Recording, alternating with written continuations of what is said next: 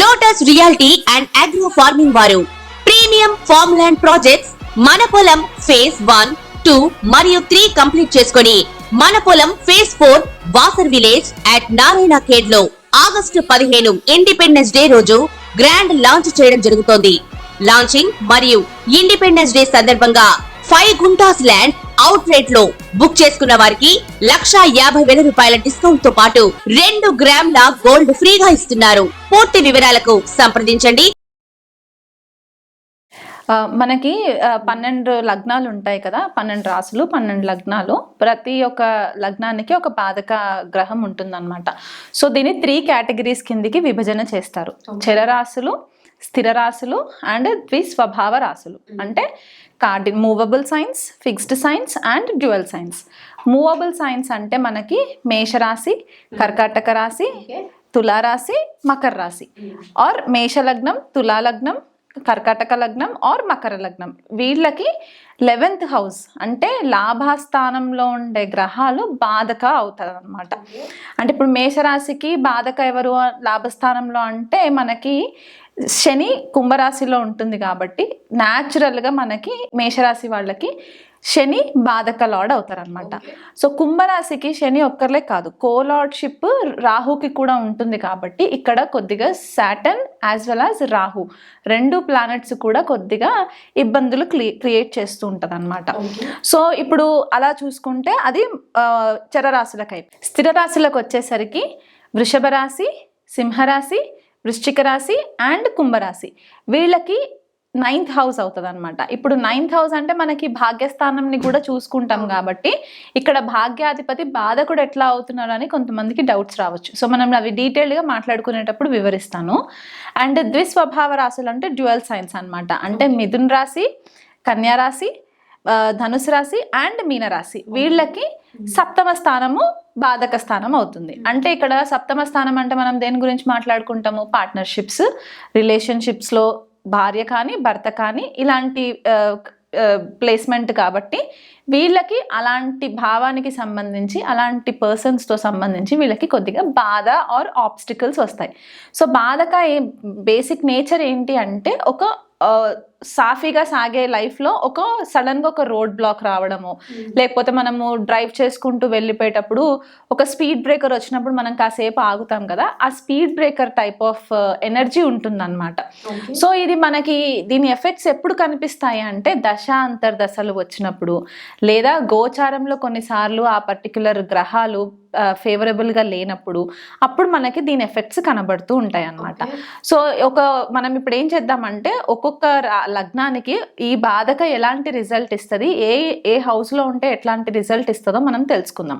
మిథున్ రాశి వాళ్ళకి బాధక గ్రహం వచ్చేసి గురుడు అనమాట. సప్తమాధిపతి స్థానము, 7వ స్థానము మనకి మిథున్ రాశి వాళ్ళకి బాధక స్థానం అవుతుంది అనమాట. ఎందువల్ల అంటే ద్విస్వభావ రాశి మిథున్ రాశి, డ్యూయల్ సైన్ అవుతుంది కాబట్టి. సో ఇక్కడ జనరలీ మిథున్ రాశి రూలర్ అంటే ఆ పర్టిక్యులర్ రాశిని రూల్ చేసే గ్రహం ఏంటి అంటే బుధుడు. సో బుధుడు దేనికి కారకుడు అంటే మన కమ్యూనికేషన్, మనం ఎలా మాట్లాడుతున్నామో, ఎలా కమ్యూనికేట్ చేస్తున్నామో అదొకటి. మనకి మేనమామ కారకుడు కూడా బుధుడు అని చెప్పేసి చెప్తూ ఉంటారు అనమాట అంకుల్స్. అండ్ మనకి అంటే బిలో 16 years పిల్లలందరూ కూడా మనకి బుధుడు కిందకే వస్తారు. And media, PR advertising agencies ఇవన్నీ కూడా మెర్క్యూరీ కంట్రోల్లోకే వస్తుంది. ఇంటర్నెట్, టెలికమ్యూనికేషన్స్, ట్రాన్స్పోర్ట్, ట్రావెల్ ఇవన్నీ కూడా మెర్క్యూరీ కిందకి వస్తుంది.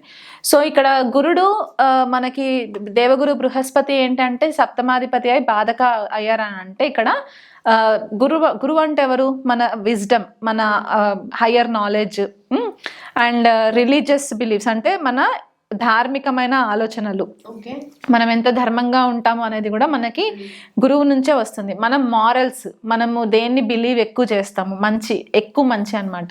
అండ్ మన గ్రాటిట్యూడ్ పవర్ ఎంత ఉంది. కొంతమందికి ఏంటంటే సహాయం తీసేసుకుంటారు కానీ మళ్ళీ రిటర్న్లో థ్యాంక్స్ చెప్పే అలవాటు ఉండదన్నమాట. సో మనము అది చిన్నవే కనిపిస్తుంటాయి బట్ అది మనకి పెద్దగా రిజల్ట్ ఇస్తుంది. సో గురువు బాధక స్థానంలో ఉన్నప్పుడు రిజల్ట్ ఏమవుతుందంటే ఇక్కడ 7వ వెళ్ళి లగ్నంలో కూర్చొని కూర్చుంటే శత్రుక్షేత్రంలో కూర్చున్నట్టు అయిపోతుంది అనమాట. ఎందుకంటే గురువుకి బుధుడికి అంత కొద్దిగా ఎనిమిటీ ఉంటుంది. సో మిథున రాశి వాళ్ళు ఎట్లా అంటే బేసికలీ వాళ్ళ నేచర్ ఎలా ఉంటుందంటే కొద్దిగా చిన్నపిల్లల మనస్తత్వం ఉంటుందన్నమాట వాళ్ళది. కొద్దిగా ఆకతాయితనం కూడా కనిపిస్తూ ఉంటుంది, ఏది కూడా అంత సీరియస్గా తీసుకోరనమాట.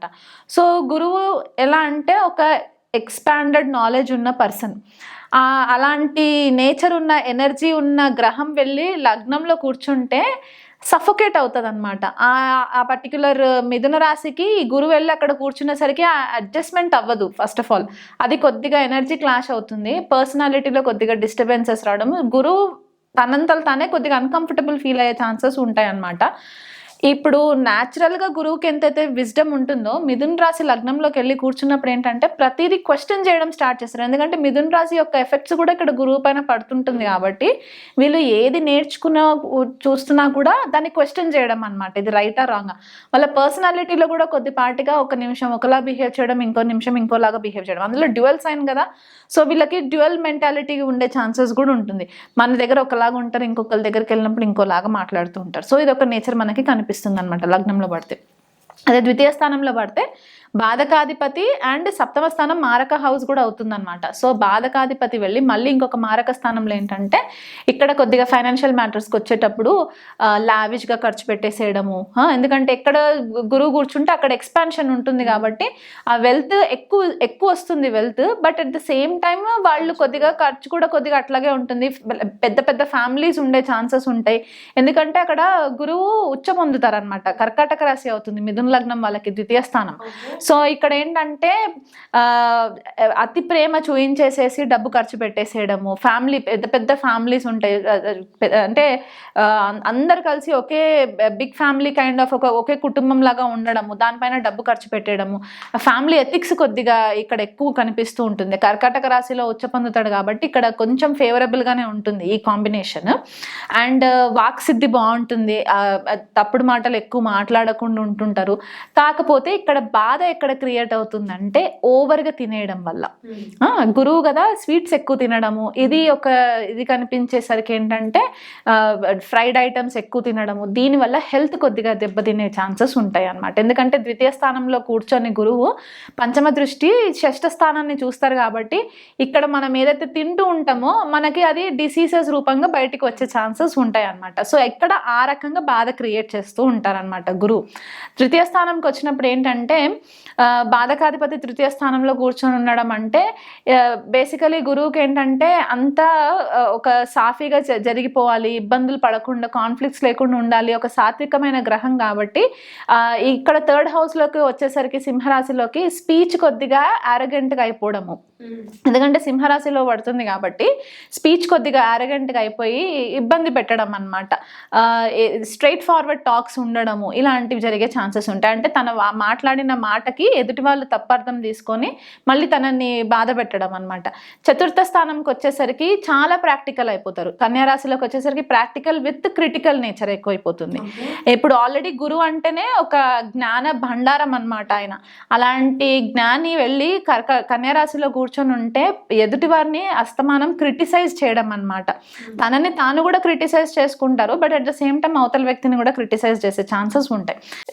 సప్తమ స్థానాధిపతి బాధకాధిపతి అయి పంచమ స్థానంలో కూర్చోండి ఏంటంటే ఇక్కడ మిథున రాశి వాళ్ళకి ఈ పర్టిక్యులర్ కాంబినేషన్ స్పౌజ్ వీళ్ళకి లవ్ మ్యారేజ్ అయ్యే ఛాన్సెస్ ఉంటాయి. ఇది ఒక చిన్న వన్ కాంబినేషనే, దీన్ని పట్టుకొని అందరూ మాకు అవ్వలేదండి అని అనకూడదు. ఇది ఒక చిన్న చూసుకోవాలి అంతే. సో జనరలైజ్డ్ పాయింట్ కాబట్టి ఇది లవ్ మ్యారేజ్కి combination, 7th lord in the 5th house. So ఇక్కడ ఏమవుతుందంటే వీళ్ళు రొమాంటిక్ అఫేర్స్ కోసము కాన్స్టెంట్లీ వాళ్ళకి ఒక బాధ క్రియేట్ అవుతూ ఉంటుంది అనమాట. ఫర్ ఎగ్జాంపుల్ ఓకే నేను ఈ పర్సన్ తోటి నేను లైఫ్ లీడ్ చేయాలనుకునే టైంకి అది ఏదో ఒక రకంగా ఒక ఆబ్స్టికల్ వచ్చేసి అది బ్రేకప్ అయిపోవడము ఇలాంటి ఇబ్బందులు కలిగే ఛాన్సెస్ ఉంటాయి. And at the same time either ఒకవేళ అది వర్కౌట్ అయినా సరే ఏమవుతుందంటే ఈ వచ్చే రొమాంటిక్ అఫేర్స్లో ఉండే పర్సన్ ఏంటంటే చాలా లాజికల్గా చాలా తెలివిగా ఒక జ్ఞానం పంచే లాంటి పర్సన్ ఉండేసరికి ఈ మిథున లగ్నం వాళ్ళకి ఏంటంటే అబ్బాయి వీళ్ళు ఇప్పుడు ఇవన్నీ వీళ్ళ మాటలు వినాలా అనే ఒక ఇది నేచర్ వచ్చేస్తుంది వస్తుంది అనమాట. సో అక్కడ కొద్దిగా ఇబ్బందులు క్రియేట్ అయ్యే ఛాన్స్. స్పెక్యులేటివ్ బిజినెస్లో ఏదైనా ఎదగాలి అని అనుకున్నా కూడా కొన్నిసార్లు వాళ్ళకి కొద్దిగా ఇబ్బందులు రావడము, అనుకున్న మోతాదులో వాళ్ళకి డబ్బు రాకపోవడము, ఇలాంటి కాంబినేషన్స్. అంటే బాధకాధిపతి నేచర్ ఏంటంటే బేసికల్గా ఒక రోడ్ బ్లాక్, ఒక ఆబ్స్టికల్ క్రియేట్ చేయాలి కాబట్టి ఆ పర్టికులర్ భావానికి సంబంధించిన కారకత్వాన్ని కొద్దిపాటిగా డిస్టర్బ్ చేయడం అనమాట. అండ్ షష్ఠ స్థానంలో కూర్చుంది అనుకోండి గురుడు, ఇక్కడ బేసికల్గా ఏమవుతుందంటే షష్ఠ స్థానంలో టెక్నికలీ 7th లార్డ్ 6th హౌస్లో నాట్ ఎ గుడ్ కాంబినేషన్. కానీ గురువు కదా ఆ పర్టిక్యులర్ హౌస్ని అంత పాడు చేయకుండా ఎక్కువ మట్టుకు లీగల్ లిటిగేషన్స్లోకి వెళ్ళనివ్వకుండా, ఒకవేళ అనుకోకుండా అనివార్య పరిస్థితులలో వచ్చినా కూడా వాళ్ళకి ఈజీగా పెద్దగా ఇబ్బందులు లేకుండా బయటికి తీసుకురావడం అనమాట. అంటే ఒక లైట్, ఒక విజ్డమ్ని బట్టి క్లియర్ చేయడానికి.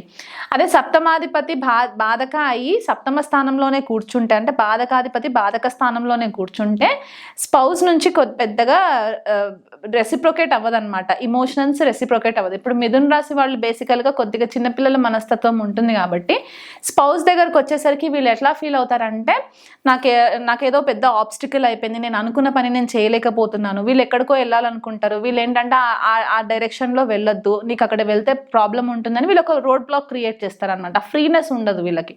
సో దాంతో వీళ్ళు కొద్దిగా ఇబ్బంది వాళ్ళు అవుతుంటారు అనమాట. బ్యాలెన్స్ చేసుకోలేరు.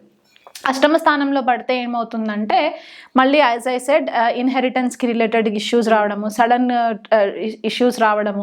ఒకవేళ సడన్నెస్ వచ్చినా కూడా గురువు కాబట్టి గురువు ఎక్కడ కూర్చున్నా గురువు ఉంటుంది కాబట్టి వీళ్ళకి కొద్దిగా ఆధ్యాత్మికంగా ఎదగడానికి, ఏదైనా కొత్త సబ్జెక్ట్స్ నేర్చుకోవడానికి కూడా వీళ్ళకి అక్కడ కొద్దిగా హెల్ప్ అవుతుంది. బాధకాధిపతి భాగ్యస్థానంలో ఉంటే ఏమవుతుంది గురువు అంటే, గురువు భాగ్యస్థానంలో ఉంటే it's a very good position. కానీ ఇక్కడ కొంచెము వీళ్ళకి ఇబ్బంది క్రియేట్ చేసే పొజిషన్ అనమాట. ఎందుకంటే కుంభరాశిలో ఉంటుంది ఈ కాంబినేషన్. సో ఇక్కడ ఏమవుతుందంటే వీళ్ళు కొద్దిగా అక్కల్ట్ సైడ్ వెళ్ళడానికి ఛాన్సెస్ ఎక్కువ ఉంటాయి అనమాట. అంటే స్ట్రైట్ ఫార్వర్డ్ నాలెడ్జ్ కాకుండా కొద్దిగా డార్క్ సైడ్ వెళ్ళడానికి నాలెడ్జ్ ఎక్కువ ఉంటుంది. ఫారెన్ ట్రావెల్కి వెళ్ళి చదువుకోవాలనుకున్నా కూడా కొద్దిపాటిగా ఇబ్బందులు పడుతూ ఉంటారనమాట. ఇమీడియట్గా యూనివర్సిటీస్లో సీట్ రాకపోవడము ఇలాంటివి. మాది బాధకాధిపతి దశమ స్థానంలో ఉంటే ఏమవుతుందంటే ఇక్కడ లార్జ్ ఆర్గనైజేషన్స్లో వర్క్ చేస్తారు, గైడెన్స్ అంతా కూడా బాగానే ఉంటుంది, కానీ వీళ్ళకి సాటిస్ఫాక్షన్ ఉండదు.